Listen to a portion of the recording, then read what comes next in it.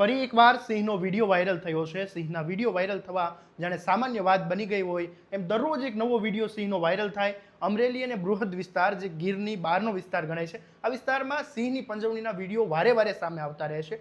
One વિભાગની કામગીરી સામે અનેક સવાલો ઊભા થઈ રહ્યા છે. જો વન વિભાગ પેટ્રોલિંગ કરતી હોય, સમયસર સિંહોની રેખવાડી કરતી હોય અથવા તો ટ્રેક કરતી હોય, તો આ રીતે વારંવાર જો વિડીયો વાયરલ થાય એ વન વિભાગની કામગીરી સામે ચોક્કસથી સવાલો ઊભા કરે છે. કારણ કે એ સિંહને આપણે ગૌરવ માનીએ છીએ, ઐતિહાસિક આપણો વારસો માનીએ છીએ. અને એશિયામાં માત્ર આપણા જે ગીરના જંગલો છે તેમાં અને તેની બહારના વિસ્તાર એટલે જેને બૃહદગીર વિસ્તાર કહેવાય તેમાં જોવા મળતા આ સિંહો છે. આ સિંહની હાલત તમે જોઈ લો, જે રીતે એક વ્યક્તિ લાકડી લઈને આ સિંહની પંજવણી કરી રહ્યો છે. પહેલા તો ટોર્ચ મારફતે આ સિંહને આવી રીતે પંજવણી કરવામાં આવી રહી છે અને બાદમાં લાકડી જેવા હથિયારથી આ સિંહને તગેડવામાં આવી રહ્યો છે. શું વન વિભાગને આ વિડીયો સામે નહીં આવ્યો હોય? વન વિભાગને વારે વારે વાયરલ થતા વિડીયોને લઈને કાર્યવાહી કેમ નહીં કરતી હોય? આવા અનેક સવાલો થઈ રહ્યા છે.